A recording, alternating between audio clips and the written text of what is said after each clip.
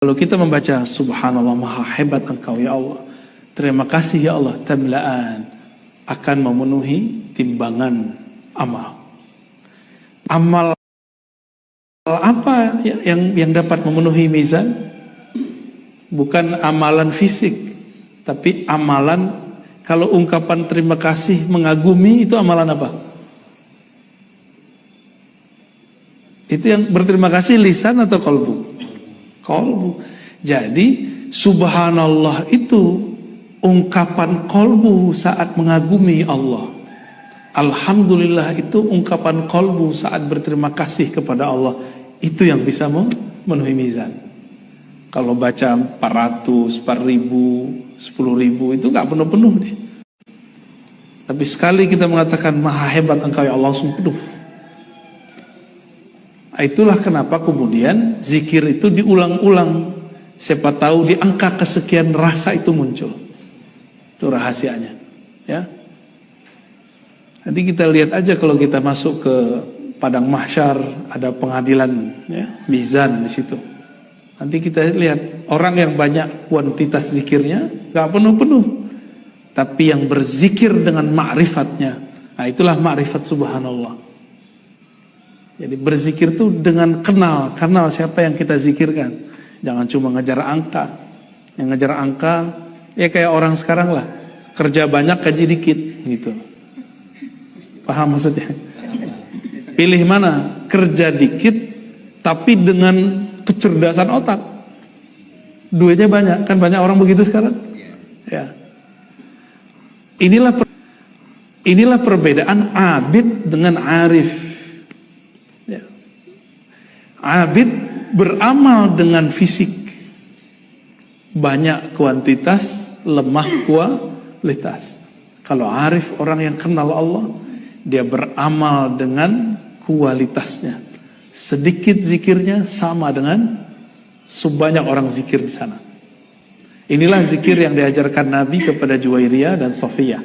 Jadi Nabi ketika berangkat subuh itu mereka masih zikir. Biji tasbihnya ada 4.000. Cuma dulu belum diikat. Ikatan itu baru di zaman Abu Hurairah. Subhanallah bihamdi, subhanallah bihamdi, subhanallah 4.000. Dan itu sudah bolak-balik. Anggap saja sekali khatam. Nabi baru pulang di waktu duha. Nabi biasa sarapannya waktu duha. Tapi sarapannya bukan uduk ya. Pulang Rasulullah Sallallahu Alaihi Wasallam lihat Juwairiyah, maukah engkau aku ajarkan zikir yang lebih afdol dari itu? Ini orang salah faham. Ada kelompok yang anti mazhab, anti kaifiat zikir, lalu mengatakan ini dalil bahwa menghitung zikir adalah bid'ah. Loh, apakah Nabi memdiamkan bid'ah? Seandainya bid'ah, tentu Nabi sudah mengingkarinya semenjak sebelum berangkat ke masjid. Menghitung. Enggak. Ini bab yang disebut kurikulum berzikir. Bahwa ada orang, kalau zikir pertama harus ngitung dulu, kuantitas dulu. Setelah kuantitas dikejar, maka Nabi naikkan makomnya. Kurikulum berikutnya, zikir kualitas. Satu zikir sama dengan sejumlah tasbih. Tasbihnya berapa tadi? 4.000. Kata Nabi, maukah engkau aku ajarkan zikir jika engkau baca sekali sama dengan sebanyak yang kau baca tadi? Ya, Juwairiyah senang. Tapi Juwairiyah sudah mengalami zikir yang 4.000, sehingga dia tahu rasanya mana yang enak. Di saat itulah Nabi mengatakan, bacalah subhanallah bihamdihi adalah khalqi wa zinata arsyi wa ridwasi wa midada kalimati. Boleh dibolak-balik gitu ya. Subhanallah bihamdihi adalah khalqi wa zinata arsyi. Ada riwayat lain, subhanallah adada ma khalaqa fis sama', subhanallah adada ma khalaqa fil ard, subhanallah adada ma zalik, subhanallah adada ma huwa khaliq. Intinya, maha suci Allah sesuka-sukamu ya Allah. Maha hebat engkau sebagaimana engkau hebat ya Allah, bukan sebagaimana aku yang mengatakannya. Engkau hebat bukan karena aku memuji, engkau suci bukan karena aku yang mensucikan, tapi sesuka-sukamu ya Allah. Jadi menyerahkan maknanya kepada Allah. Sekali baca itu sama dengan 4.000. Ada nggak yang mau begitu? Ya. Jadi antum nih baca zikir yang tadi, cuma rasanya nggak muncul. Sama aja. Sama dengan zikir satu kali.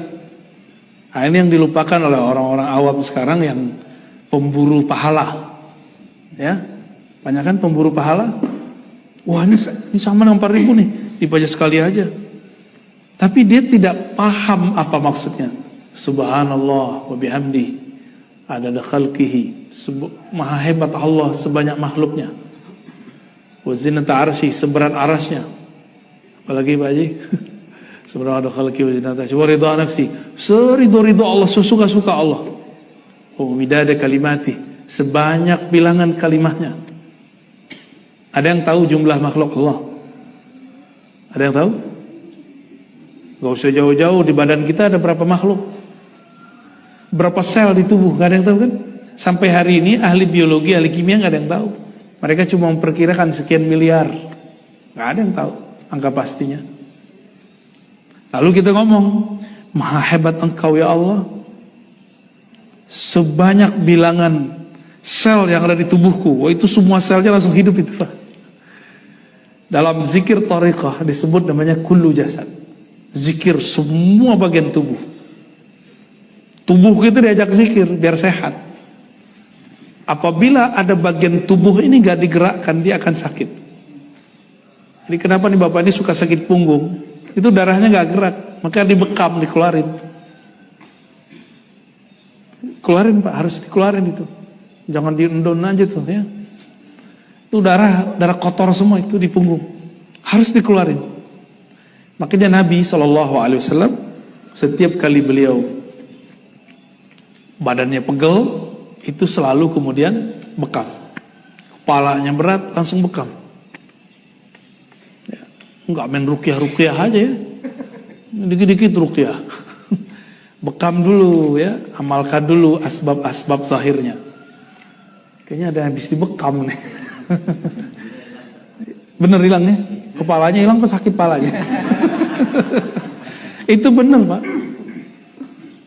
Gak usah jauh-jauh. Tangan kita nih ada gatal-gatal, terus darah putihnya ngumpul dikit, nggak nyaman. Bener gak? Dan itu hanya bisa nyaman dikeluarin. Keluarin baru enak. Dan itu ajaib ya. Makanya disebut kalau kita baca subhanallah, maha suci, maha hebat engkau ya Allah, sebanyak bilangan makhluk, banyak sel di tubuhku. Udah, tubuh kita semuanya hidup tuh dari ujung kepala sampai ujung kaki. Kalau bacanya 33 begitu, sehat Pak rohani kita dan jasmani kita sehat langsung. Maka ahli-ahli zikir pun kalau sakit, dia nggak merasa sakit. Dia biasa aja, dokter aja yang bilang dia sakit. Dia nggak sakit. Guru saya dulu Abu Ya Hasan Basri divonis akan dibedah, operasi besar. Tapi sebelum dibedah, dia dicek di lab lagi. Dilihat nggak ada penyakitnya. Tapi kok beliau merasa ada yang sakit gitu. Disuruhlah baca istighfar sama dokternya. Dia nggak tahu yang disuruh itu seorang mursyid. Mursyid saya Pak dia itu. Istighfar Pak, istighfar. Dia bilang, oke, istighfar. Udah besoknya pulang. Nah, jadi kalau baca subhanallah, mulai baca subhanallah dengan ma'rifat, bukan dengan adat, angka. Adat bahasa Arab pakai dal, angka. Nggak pakai angka lagi kalau bisa. Angka itu cuma kurikulum aja. Kok ada sekarang kelompok yang saklek dengan angka, baik kelompok anti sufi ataupun sufi. Ini lucu ya. Yang anti sufi bilang hanya 33, kurang nggak boleh lebih bid'ah. Itu kan cuma contoh 33 itu. Emang kalau lebih nggak boleh? Ada. Terus ayat Qur'annya gimana? Ya ayyuhallazina amanu dzkurullaha dzikran katsiran. Wahai orang beriman, zikir sebanyak-banyaknya. Zikir sebanyak-banyaknya. Sebanyak-banyaknya itu versi banyak kita atau banyak Allah? Nah, maksudnya banyak versi Allah. Ya. Udah segini umur Pak masih nggak ngerti juga ma'rifatullah kan aneh. Masa harus anak muda yang ngajarin? Ya, harus mulai berzikir dengan ma'rifatullah. Kita pakai angka-angka sombong nanti. Apalagi aku nyebut umur, sombong ntar. Lu belum lahir gue udah zikir. Ntar kalau dibalikin kayak seperti hadis Juwairiyah gimana? Ya, betul ente zikir, tapi pakai angka, nggak pakai ma'rifat. Ya, lewat kita sudah. Nah, di akhir zaman ini kan ujian kita banyak. Ujian kita pakai handphone, smartphone. Kayaknya kita ini sok sibuk, apa sibuk beneran saya nggak tahu. Ya. Maka nggak ada caranya kecuali mengaktifkan zikir dengan ma'rifat. Yang dulu sudah Nabi kasih clue-nya, sekarang kita eksplorasi sebanyak-banyaknya. Ya, itu harapan kita sih di akhir zaman ini. Karena umur sudah banyak terbuang untuk hal-hal yang nggak penting. Ya, dulu di zaman Ibnu Athaillah Sakandari beliau nulis kitab Adabus Suluk. Dan beliau sudah kasih clue-nya di zaman itu, smartphone belum ada. Ya, belum ada YouTube, belum ada yang mengganggu orang untuk suluk. Maka kitab itu saya ajarkan sekarang puyeng orang. Aduh, gimana cara ngamalin ini gitu. Ya, bayangin Pak, di kitab itu diajarin kalau zikir itu ada khalwatnya, ngurangin makannya, ninggalin anak istrinya. Gak ada yang kuat kan?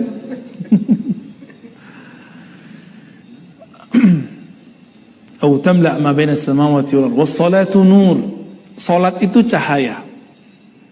Nur itu membuat apa yang ada di sekitar cahaya terlihat. Makanya ayatnya wasta'inu bis-sabri was-shalah. Kalau minta tolong dengan sabar dan salat. Gak cukup dengan sabar, mesti ada salat. Karena kalau kita salat, nanti akan ada pijar dalam kolbu. Allah tumbuhkan, Allah hidupkan, Allah nyalakan. Dengan nyalanya hati, kita jadi tahu masalahnya seperti apa.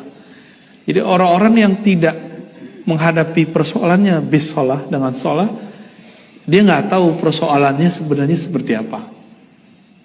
Nah, maka kita doakan supaya orang-orang yang ngurus negeri ini, dia kalau ada masalah, dia sholat. Ya, dia sholat 2 rakaat, itu bagus. Kita ada masalah apa aja pakai sholat Pak, coba aja. Masalah mulai salah rumah tangga, sampai kepada anak-anak, pekerjaan. Kalau ada satu niat tertentu, urusan, dibawa sholat. Kenapa dibawa sholat? Kalau kita punya masalah, kepalanya gak ditundukkan, itu nanti ngerasa panik. Dengan ditundukkan kepala, energi kita kemudian full kembali, kita bisa melihat masalah itu secara utuh. Ya, harusnya panik gak jadi panik. Sahabat Nabi kehilangan sendal, panik. Tuh bayangin coba, ngadunya ke Rasul, kan manja banget sahabatnya. Itu sahabat Rasul tuh manja-manja. Nabi ngajarin mandiri, apa kata Nabi? Sholli rakaatain, sholat 2 rakaat. Jangan ngadu ke saya, ngadu kepada Allah, gitu maksudnya. Manja-manja ya sahabatnya. Ya? Was-shadaqatu burhan. Sedekah itu burhan. Apa arti burhan? Burhan itu argumentasi atau bukti. Maka sedekah itu adalah bukti kalau orang ini benar nggak cinta harta. Yakin nggak yang Allah kasih itu milik dia? Ini milik Allah. Kalau Allah mau ambil, ambil gitu. Nah, dengan bersedekah, sedekahnya badan sholat duha, sedekahnya harta berbagi, sedekahnya ilmu mengajar, gitu. Nah, udah sedekah belum? Hari ini sedekah kita sholat sunat. Nah, udah sholat sunat belum? Maka di malam hari itu ada sholat malam, itu sedekahnya badan. Siang hari ada sholat duha, itu sedekahnya badan. Saya boleh nyebutnya sedekah badaniyah, sedekah fisik. Ya.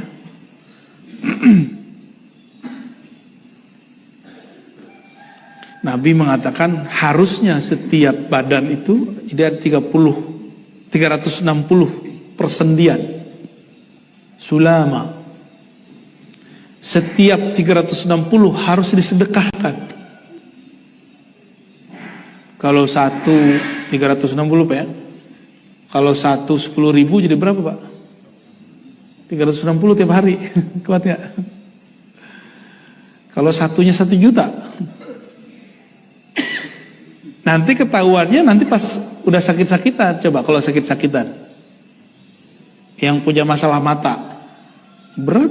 Coba mata kalau dioperasi berapa sekarang? Ngeri Pak angkanya. Telinga. Ya. Ada yang gigi, coba gigi. Ya kan? Ada kebayangan? Tuh, pilih. Bayar pas berobat atau sedekah. Cuma udah telat ya, udah tua baru sedekah. Seharusnya sedekahnya dari sekarang. Sedekahnya seharusnya dari sekarang. Nabi mengatakan tabassumuka fi wajhi akhika shadaqah. Kamu senyum di wajah saudaramu sedekah. Ternyata orang barat kasih penelitian. Orang senyum mukanya itu terjadi olahraga di sini. Nabi nggak pernah melakukan penelitian, tapi Nabi diperjalankan ruhaninya. Jadi Nabi bisa lihat masa depan. Hasil penelitian sekarang Nabi udah tahu semua. Ya. Makanya Nabi kasih pengobatan yang inti-inti. Selebihnya ikuti versi zaman kita. Wasabru dia. Nah, ini yang paling inti di pagi ini. Sabar itu dia. Jika sholat itu cahaya, sinarnya bersumber dari sabar. Sholat yang penuh kesabaran disebut tumaninah. Ya, sholat itu artinya doa. Maka wassalatu nur bisa juga diartikan doa itu cahaya. Sinarnya dari sabar. Maka orang yang kuat sabarnya itu dirinya bersinar. Sinar inilah yang permanen. Kalau dilihat di langit kelihatan berpijar. Jadi setiap hari malaikat turun. Ini kan malaikat lagi turun nih, ganti sip. Ketika mereka naik, orang-orang yang sholat tadi subuh itu kelihatan bercahaya. Sampai sekarang kalau Bapak ini duduk begini, wah ini kenceng sekali cahaya ke atas. Kekuatan cahaya di atas itu seperti satu bintang. Ya, satu bintang. Nah, yang baru sholat sekarang tuh baru bercahaya tuh dari tadi tuh. Kelip-kelip, redup-redup. Tapi yang kita sudah sholat dari tadi, itu cahayanya seperti kita ngeliat Venus. Kalau kita ngelihat ke bagian terbit matahari, di atasnya itu ada Venus, benar gak? Cahayanya kita sebut bintang kejora. Berpijar, dilihatnya asik. Maka malaikat menggosipkan di langit, itu cahaya siapa? Inilah yang disebut viral di langit. Ya, mau viral di langit. Jangan viral di bumi Pak, gak seru. Gak seru di viral di bumi itu. Kemana-mana terganggu, gak bisa nyaman. Tapi viral di langit, wah kita betul-betul kita doa langsung diaminkan berjajar sampai ke atas. Kadang-kadang ngomong apa aja, belum kita pengen beneran baru terucapkan, itu sudah datang tuh malaikat yang datangin. Ya, dengan izin Allah tentunya. Maka kiai-kiai wali itu nggak boleh keceplosan pengen apa, dia harus tahan-tahan, takut ngerepotin makhluk-makhluk yang lain, Pak. Maka kita ini kalau ketemu guru kita kadang bilang saya suka ini, walaupun kita nggak bilang nanti saya yang kasih, Pak Kiai, kita pengen aja bawain. Nah, itu baru kiai yang viral di bumi. Gimana kalau viralnya di langit? Bahaya Pak. Ya. Wal Qur'anu hujjatun laka wa alaik. Quran itu dapat menjadi hujjah. Hujjah itu argumentasi. Laka, yang menguatkan, menyelamatkan engkau. Aw alaik, atau Quran justru malah menjadi bumerang bagi kamu. Jadi nggak semua orang hafiz Quran itu selamat. Khawarij bunuh orang pakai Quran. Benar nggak? Ini kita baru dapat rekaman video salah satu orang yang disangkakan bab teroris berdebat dengan ya, main antum-antuman kan, lama-lama dentum-dentuman itu. Ngeri Pak, ngeri sekali. Seharusnya bilang aja, jika saya menyebabkan engkau sesat, maafkan saya. Seharusnya selesai begitu. Yang bolak-balik. Ya. Kalau di dalam diri kita ada nurul afu, cahaya memaafkan, cahaya minta maaf. Ya minta maaf aja sih, susah amat. Ya. Nanti di akhirat kan kita begitu semua. Ini baru persidangan bumi loh Pak. Di akhirat nanti orang-orang disidang, mulutnya ngomong, gak ada saksi, tangannya ngomong, gara-gara kamu tuh, kami tidak selamat. Kakinya ngomong lagi, badannya ngomong, semua ngomong, lidahnya sendiri. Ini hadis Imam Tirmizi. Hadis Imam Tirmizi dikatakan begitu. Semua anggota tubuh berkata kepada lisan, wahai lisan, jaminan kami, kamu. Kalau engkau selamat, kami selamat. Jadi nanti kita ini berdebat sama diri kita sendiri. Kalau itu kan masih sama jamaah ya. Kita nggak tahu hakikatnya siapa yang benar, siapa yang salah. Tunggu aja hasil sidangnya Pak. Kita doakan baik-baik aja mereka ya. Jadi Quran ayatnya suci, tapi kalau udah sampai di pikiran manusia belum tentu suci. Nah, tapi banyak orang-orang yang mengklaim pemahamannya suci cuma karena baca ayat tertentu. Tolong dibedakan Quran yang suci dengan pemahaman manusia yang pasti tidak suci. Pak Haji ini hafiz Quran, punya pemahaman Quran. Saya membaca Quran, punya pemahaman Quran. Quran yang kami hafal itu suci.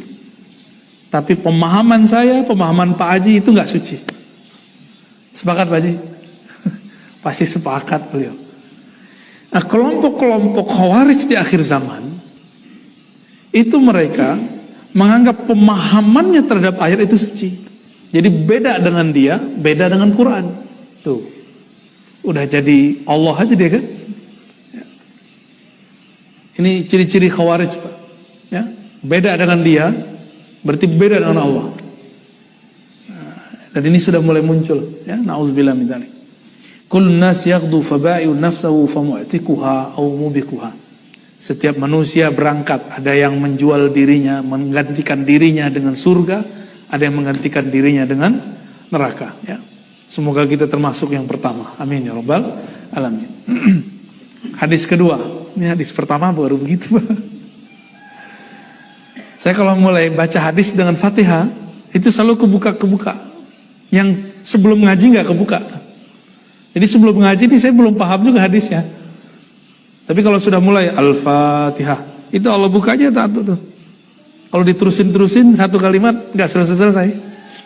Ya, jadi kita baru paham kenapa ada namanya ilmu tafsir, ada namanya ilmu syarah. Tafsir itu ada tafsir riwayat, ada tafsir bil ma'thur dengan akal, ada tafsir dengan ruh, namanya tafsir isyari. Kalau saya menyebutnya tafsir zauqi, secara zauq, rasa. Itu berarti di dalamnya ada mata air. Nyambung sama sumur atau PDAM, ada orang makomnya begitu. Habis tapi masih ada batasnya. Nah, itu kalau ngambil banyak habis Pak. Maka kalau ada orang disebut, ada yang nahrul ulum, sungai ilmu, sumurnya ilmu. Ada yang itu berarti di dalamnya ada mata air. Mata airnya habis. Ada orang makomnya begitu. Dan ini bukan khusus untuk orang zaman dulu. Kalau ngambil banyak mesti ada orangnya.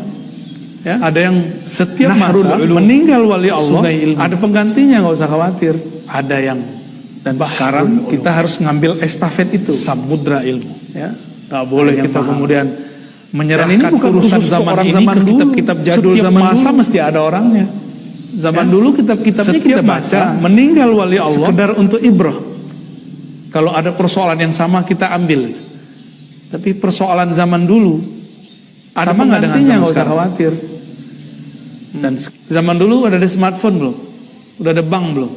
Udah ada asuransi belum? Udah ada komplek belum? Komplek kan masalahnya komplek enggak? Belum ada Pak. Belum ada imunisasi, belum ada vaksin.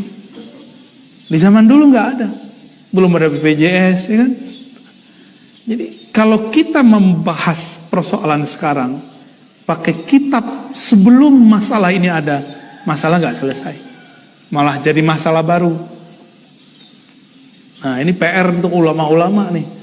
Jangan menghukum kripto, forex, saham dengan kitab yang kitab itu ditulis sebelum masalah ini ada. Ya, benar nggak? Many changer. Dulu orang bilang riba Pak dulu.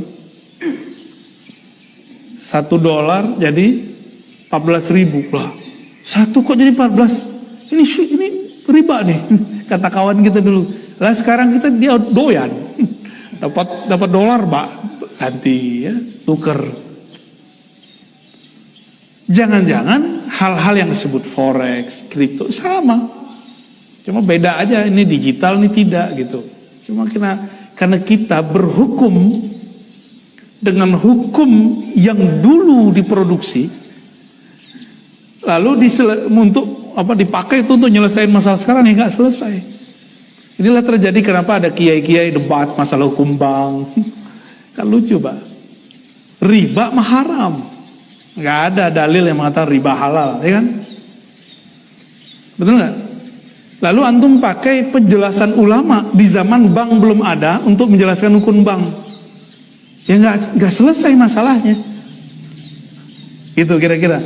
Jadi jangan selesaikan masalah kita dengan kitab-kitab lama. Kecuali Quran. Quran ini kan umum. Quran itu babnya bab ijmali. Jarang-jarang sekali Allah berbicara tentang bab hukum muamalat secara tafsili. Jarang. Betul-betul Allah kasih semacam kelonggaran antaradin. Nah, imam-imam mazhab kita keilmuannya sudah sampai pada level ruh. Makanya mazhab mereka relevan sampai sekarang. Itu yang saya ceritakan di bulan-bulan sebelumnya. Orang dulu kalau zakat mesti pakai benda, ya, fisik. Tapi Abu Hanifah bilang boleh dengan yang senilai. Di zamannya dia disebut najis oleh Hamad bin Zaid. Tapi zaman sekarang semua mazhab nggak ada yang nolak bahwa zakat fitrah boleh digantikan dengan angka. Caranya nggak mesti pakai beras, Pak Kiai ini saya beli berasnya, ambil. Ya kan gitu kan kalau di kampung? Saya mau zakat Pak Kiai, itu kan main-main, nggak praktis. Tapi boleh. Ya. Bener nggak? Begitu nggak caranya? Kayaknya di masjid ini mesti begitu nih.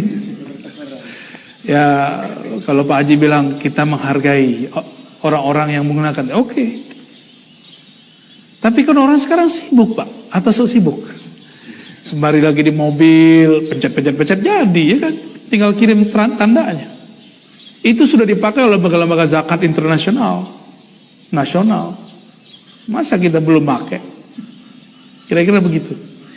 Perkataan ini tahun 130 disampaikan oleh Abu Hanifah. Dan baru relevan di tahun 1440. Sekarang ini nggak ada yang nolak, ya, nggak ada yang nolak, benar nggak? Maka kecerdasan dia itu melewati akal dan riwayat yang ada zaman itu. Inilah namanya zauki, nyambung sampai ke sana. Ya. Jam berapa nih Pak Haji? 6. Dikit lagi ya. Hadisnya baru atu nih. Dari Abu Sa'id Al-Khudri, nama lengkap beliau Sa'ad bin Malik bin Sinan. Anna nasan min al-ansar sa'alu Rasulullah fa'atahum. Orang-orang Ansor datang ke Nabi minta-minta, Nabi kasih. Kaya atau miskin? Nabi itu kaya atau miskin? Terus siapa yang bilang Nabi miskin? Pecat dari umat Nabi Muhammad. Nabi itu bergaya miskin. Maksudnya sederhana. Iya, tapi Nabi gak miskin.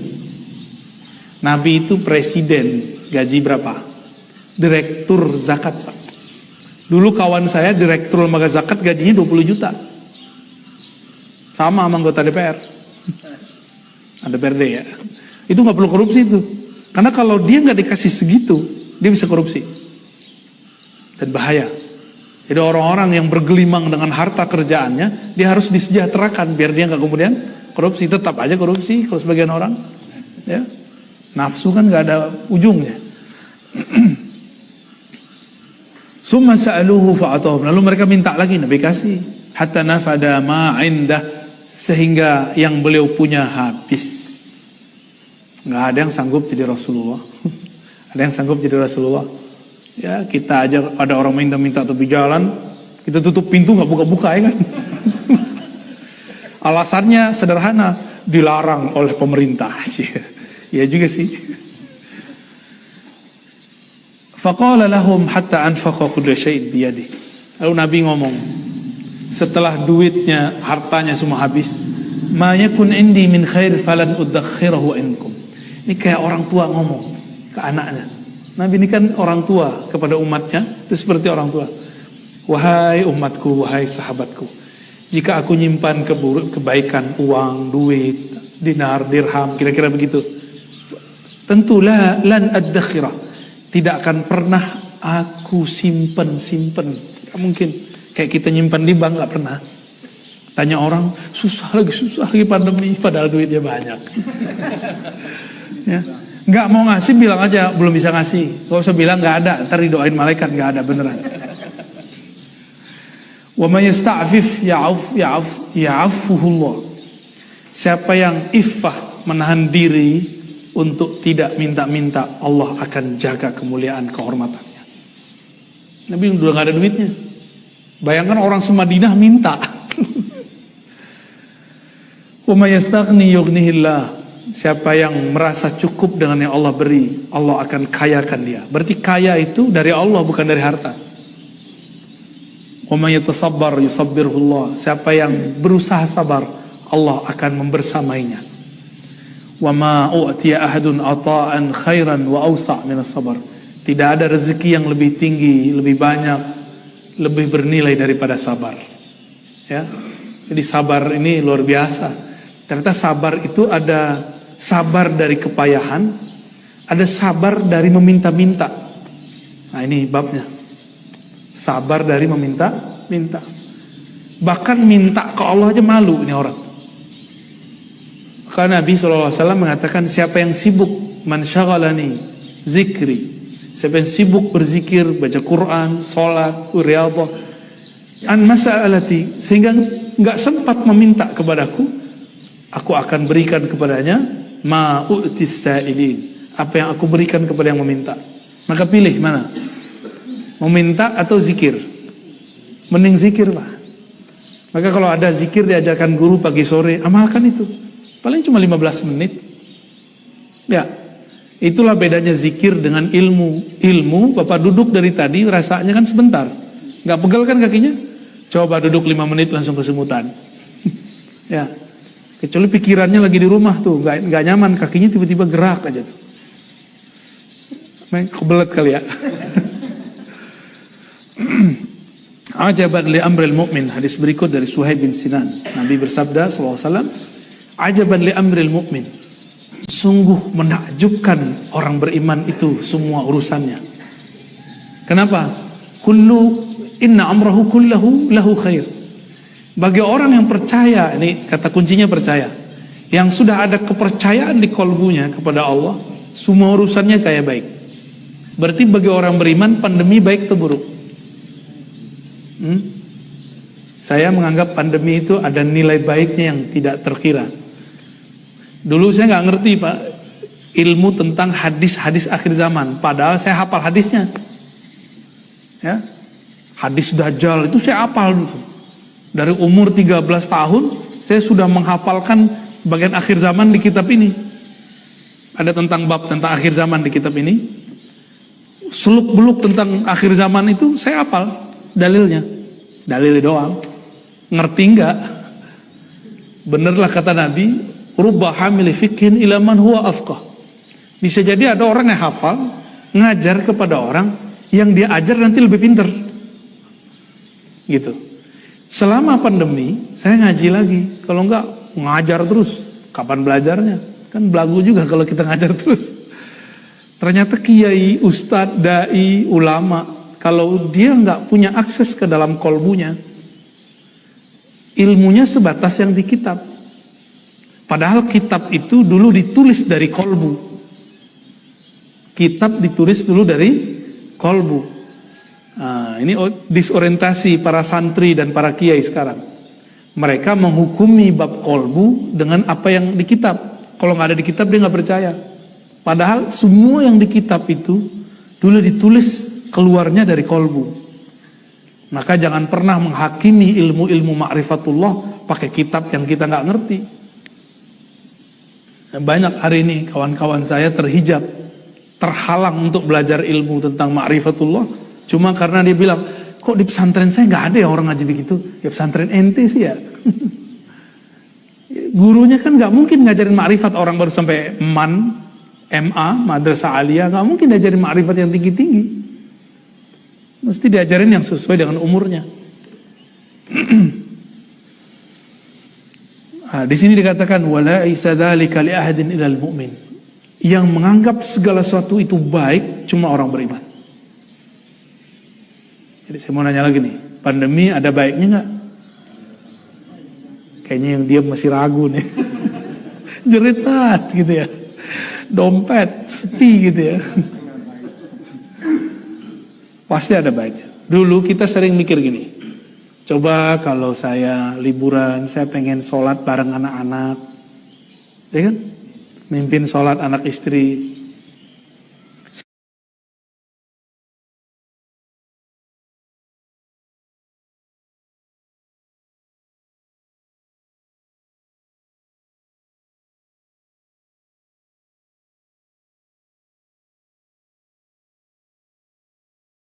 Selama pandemi ada namanya WFH ya.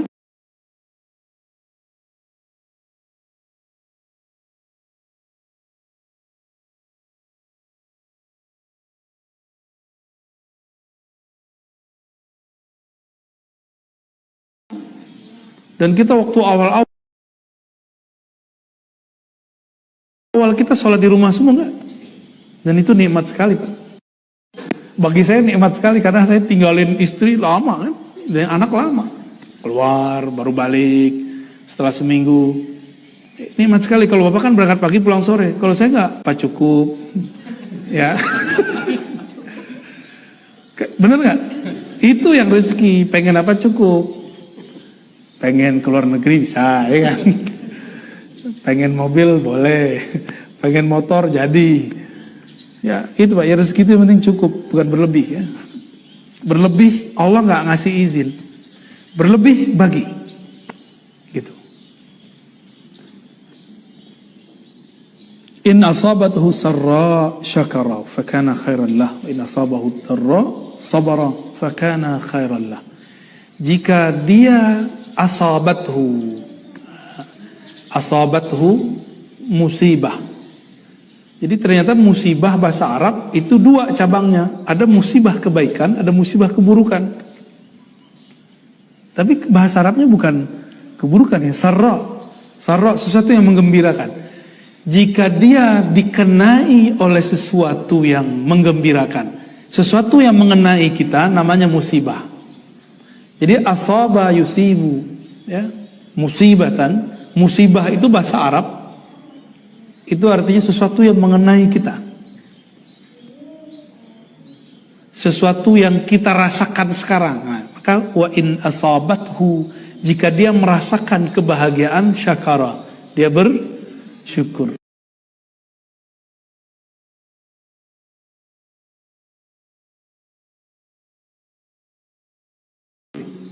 Maka orang yang bersyukur tidak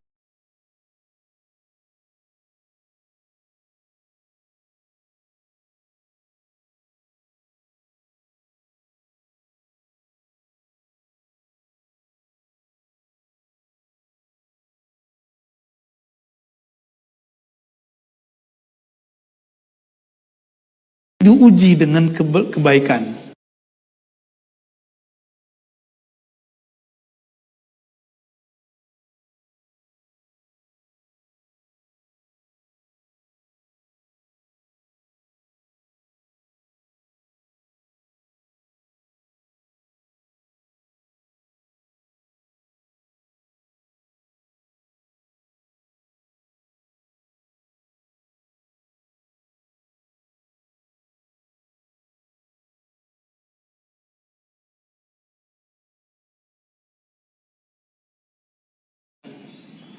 Jadi bapak yang lagi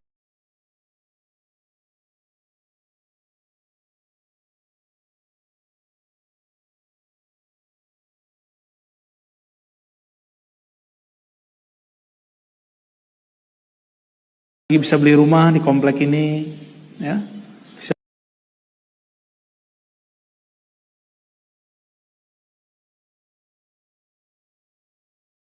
beli kendaraan,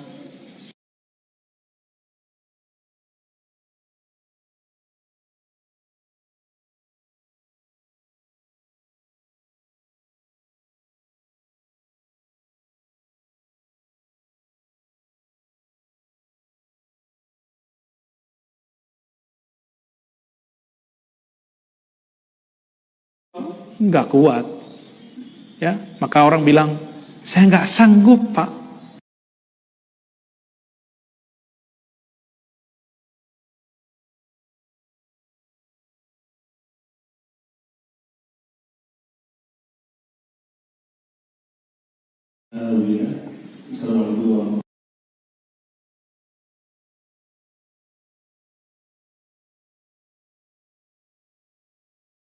Betul.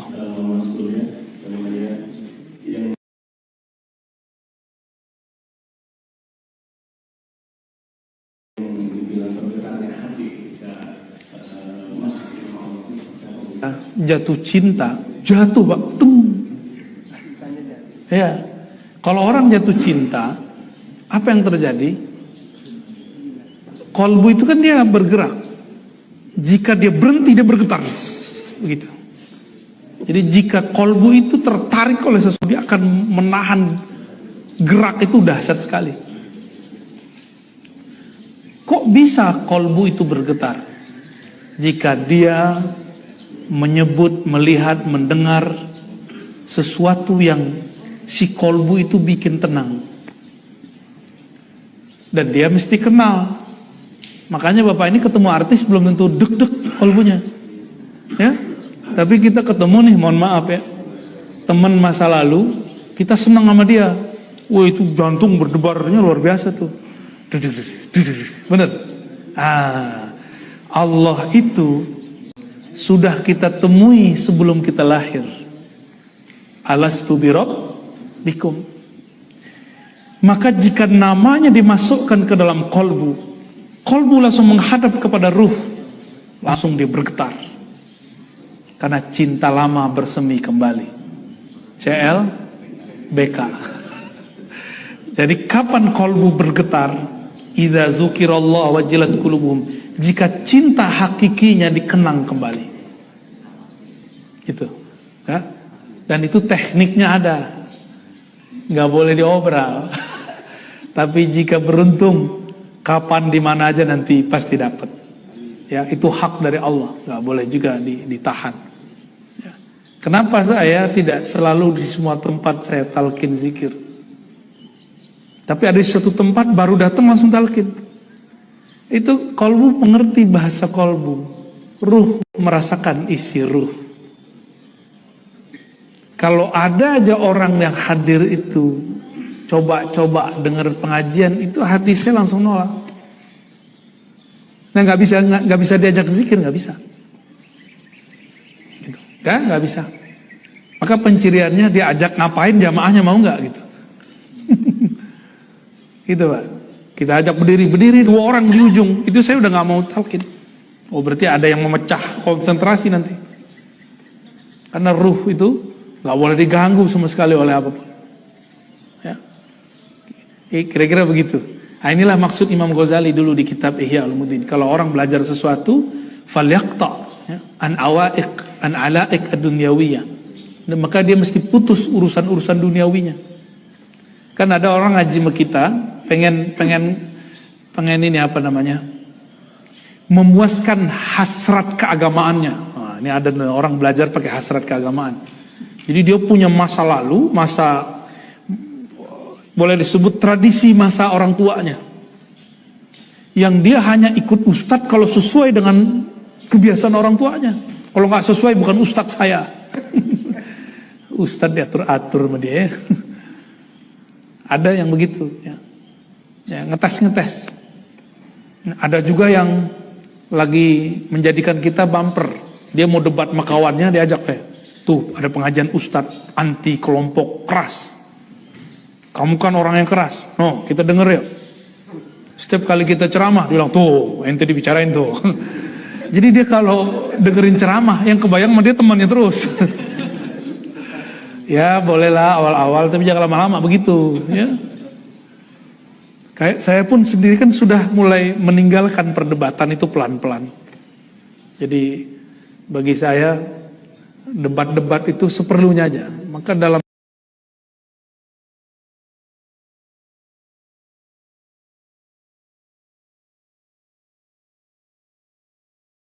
sebulan paling cuma sekali pengajian yang isinya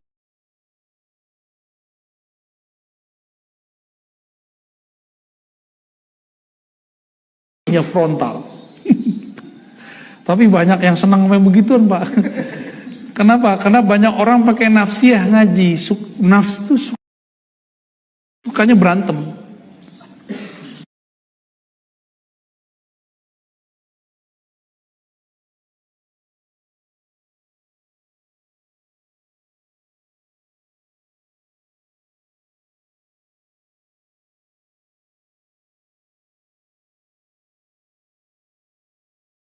Asik kan ngeliat orang berantem? Makanya jadi sejati itu cinta yang dulu harus dicari pulang. GPS ma'rifatullah. Ya. Maka mengenang jalan-jalannya akan bikin getaran-getaran dahsyat. Ya. Dan itulah orang-orang yang bahagia, visinya jelas. Ilahi anta maksudi waridhoka matlubi, itu kata-katanya. Kalau Qur'annya wa ma khalaqtul jinna wal insa illa liya'budun, itu artinya sama. Ini bahasa ayat, ini bahasa munajat. Ya. Semoga kita yang hadir pagi ini diberkahi oleh Allah SWT. Semoga orang tua kita, guru-guru kita diampuni oleh Allah SWT.